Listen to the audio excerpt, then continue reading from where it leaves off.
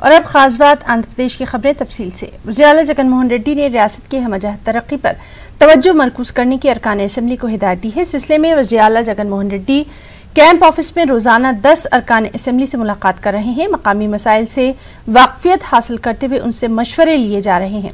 इसके अलावा फलाही स्कीमात से अवाम को फ़ायदा पहुँचाने के इक़दाम उठाए जा रहे हैं।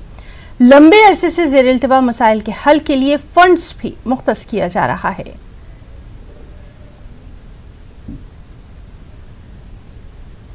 और इस सब के बीच आंध्र प्रदेश में राजधानी की मुंतकली का भी कोई फैसला नहीं लिया गया। फिलहाल जगन हुकूमत कोरोना की बढ़ती वबा पर काबू पाने के लिए हर मुमकिन इक़दाम उठा रही है। रियासती वजीर पेद्दिरेड्डी रामचंद्र रेड्डी ने कहा कि जुलाई में कोरोना वायरस के मामले मजीद बढ़ सकते हैं। उन्होंने अवाम से भी इस सिलसिले में ताउन की अपील की है। अंदरू अंचनालू प्रभुत्व अंचनालू ఏంటంటే జూలైలో డబుల్ అవుతాయి ట్రిపుల్ అవుతాయి అని చెప్పి మరి అలాంటి పరిస్థితుల్లో రాజధాని గురించి ఇప్పుడు మాట్లాడే పరిస్థితి లేదు। ప్రభుత్వం నిర్ణయం తీసుకోవాలంటే ఇవన్నీ కూడా సద్దుమణిగి ఈ కరోనా కొద్దిగా తగ్గుముఖం పట్టిన తర్వాత దాని గురించి మాట్లాడతాం। ఏమైనా కానీ రాజధాని తరలిస్తామని చెప్పి మొన్న గవర్నర్ స్పీచ్లో కూడా గవర్నర్ గారు తెలియజేశారు। న్యాయ విభాగానికి కర్నూలు, లెజిస్లేటివ్ అఫేర్స్కు ఇప్పుడున్న రాజధాని, మిగతా అడ్మినిస్ట్రేటివ్ రాజధానిగా వైజాగ్ పెడతామని చెప్పి గవర్నర్ స్పీచ్లో కూడా చెప్పిన విషయం మీ అందరికీ తెలుసు। దాని గురించి సరైన సమయంలో నిర్ణయం తీసుకుంటారు కానీ ఇప్పుడు ఈ పరిస్థితుల్లో ఇప్పుడు నిర్ణయించేది ఏమి ఉండదని చెప్పి తెలియజేస్తున్నాను। रियासती वजीर पेद्दिरेड्डी रामचंद्र रेड्डी ने अपने दौरे तिरुपति के मौके पर सैनिटाइजर मशीन का इफ्तिताह किया है।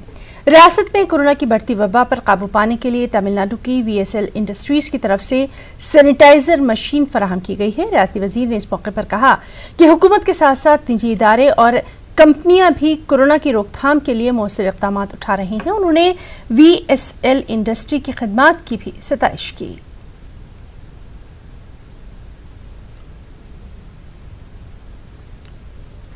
CPM लीडर बाबूराव ने कहा है कि रियासत की जगनमोहन रेड्डी हुकूमत कोरोना पर काबू पाने में नाकाम रही है। उन्होंने इस मामले पर कुल जमाती इजलास तलब करने का CM से मुतालबा किया।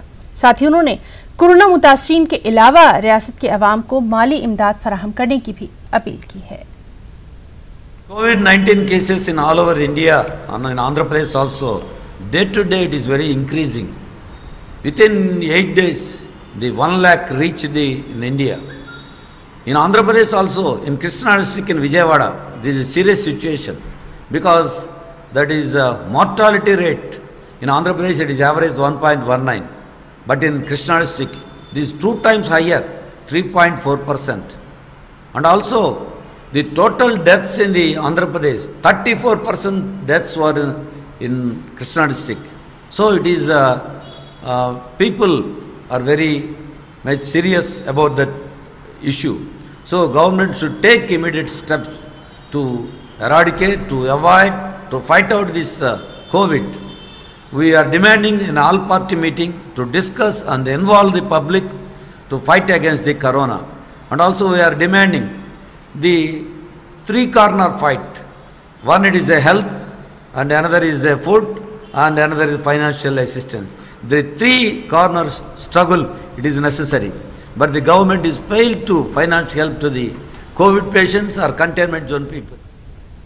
मरकज की बीजेपी हुकूमत गलत तशहीर करते हुए मुल्क की आवाम को गुमराह कर रही है। गुज़िश्ता 16 दिनों से पेट्रोल और डीजल की कीमतों में लगातार इजाफा देखा जा रहा है।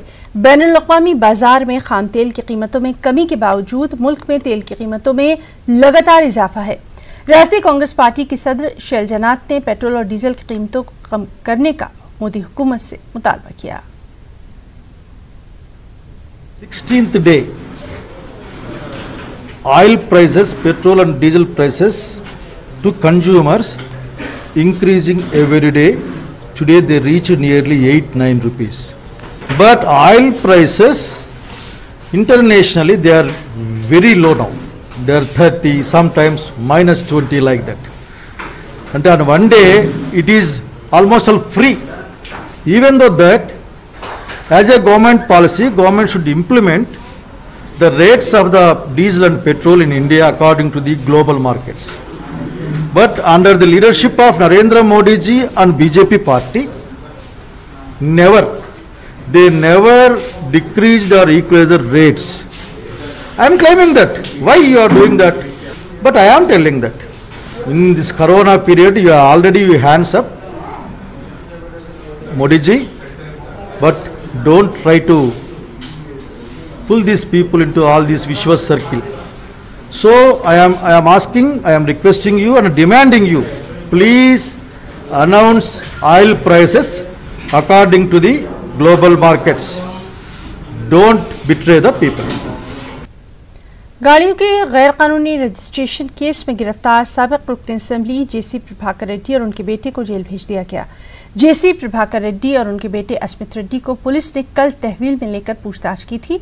अनंतपुर के वन टाउन पुलिस स्टेशन में ये पूछताछ की गई। इसके बाद अदालत में उन्हें पेश किया गया। अदालती कार्रवाई की तकमील और तिब्बी जांच के बाद दोनों को कड़पा सेंट्रल जेल मुंतकिल किया गया। वाज़ेह है कि जेसी प्रभाकर रेड्डी और उनके बेटे अस्मित रेड्डी पर BS3 व्हीकल को BS4 व्हीकल के तौर पर रजिस्ट्रेशन करवाने का इल्जाम है। पुलिस इस मामले में मुलविस दीगर ओहदेदारों को भी तलाश कर रही है।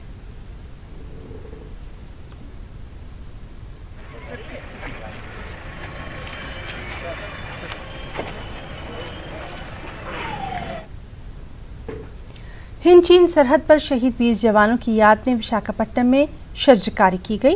विशाखापट्टनम के हुड्डा कॉलोनी में जन जागृति की क़यादत में 20 पौधे लगाए गए। इस मौके पर MLC माधव के अलावा दीगर भी मौजूद रहे। इससे पहले जन जागृति समिति की जानिब से शहीद जवानों को खराज अकीदत पेश किया गया। इसके बाद शहर में रैली निकाली गई। जन जागृति समिति के इंचार्ज ने कहा कि सरहद पर तैनात हिंदुस्तान के जवानों ने बहादुरी का मुजाहरा करते हुए चीनी फौज को मुंह तोड़ जवाब दिया है। जवानों की शहादत को कभी फरामोश नहीं किया जा सकता। जय जवान, जय जवान, संतोष बाबू। कर्नूल मेडिकल कॉलेज के कॉन्फ्रेंस हॉल में मेडिकल कॉलेज और कर्नूल जनरल अस्पताल के स्टाफ की जानिब से कर्नूल रुकन पार्लिमान डॉक्टर संजीव कुमार को MCH यूरोलॉजी पोस्ट ग्रेजुएट के लिए मंजूर करवाने में मदद करने पर खास तहनीत पेश की गई। इस मौके पर रुकन पार्लिमान डॉक्टर संजीव कुमार ने कहा कि वो अपने दौरे इक़्तिदार में कर्नूल में national institute of medical science जैसा इदारा कायम करने की कोशिश में हैं। उन्होंने ये भी कहा कि वो इलाका रायलसीमा में मेडिकल फैसिलिटी आम करने की कोशिश करेंगे। इस मौके पर Kurnool medical college principal doctor P Chandrasekhar ने मेडिकल काउंसिल ऑफ इंडिया की जानिब से MCH urology post graduate seat के लिए मंजूरी हासिल करने में मदद करने पर रुकन पार्लिमान का शुक्रिया अदा किया। इस खास तकरीब में कर्नूल गवर्नमेंट जनरल अस्पताल सुपरिटेंडेंट डॉक्टर नरेंद्र नाथ रेड्डी और दीगर भी मौजूद रहे। कॉलेज में यूरोलॉजी MCH सीट्स सैंक्शन हुआ। ये seats government of India will sanction national medical council. तो ये खुशी सबको पब्लिक को बताने के लिए हम ये प्रेस मीट इनवाइट किया। तो इसमें मैं करने का हम 5 सब्जेक्ट्स में MCH के लिए DM के लिए अप्लाई किया।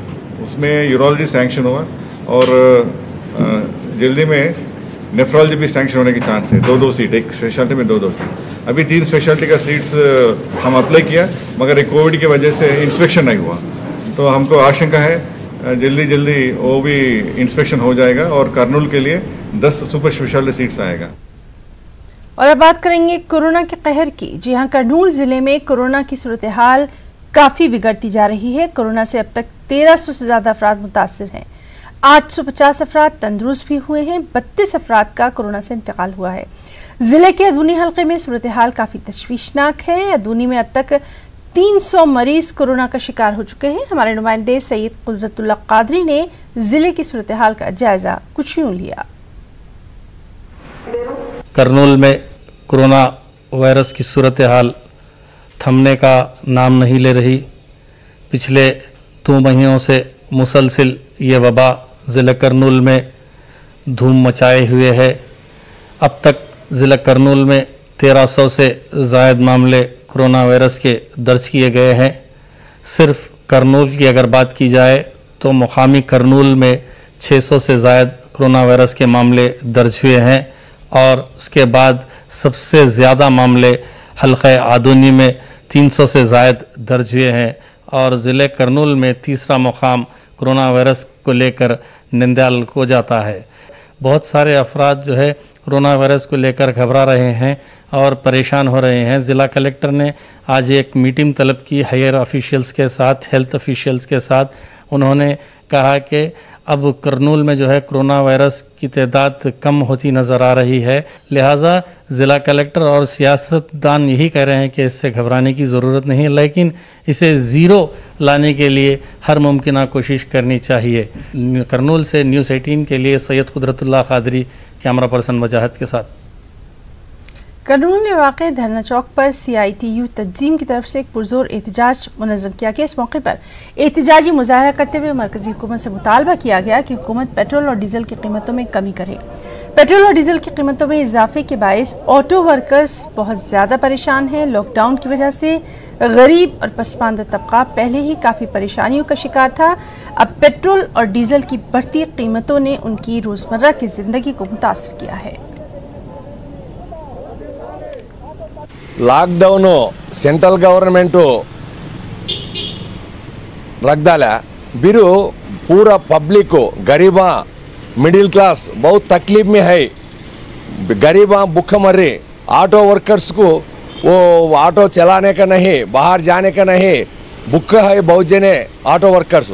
ये टाइम में central government petrol diesel 2 warm से बढ़ा को जा रहे, ये बहुत अन्यायम है। मैं नरेंद्र मोदी साहब को मैं रिक्वेस्ट करता हूँ, पब्लिक पूरा तकलीफ में है। ये टाइम में तुम्हें बड़े लोगों को, कारपोरेट लोगों को छोड़ को ऐसा गरीबों के ऊपर हो, मिडिल क्लास के ऊपर हो, ये पेट्रोल डीजल रेट बढ़ा को बहुत तकलीफ में तुम्हें पब्लिक को तुम्हें ले जा रहे। उसके वास्ते मैं प्रधानमंत्री को रिक्वेस्ट करता हूँ जल्दी पेट्रोल डीजल रेट लो कम करना बोल को।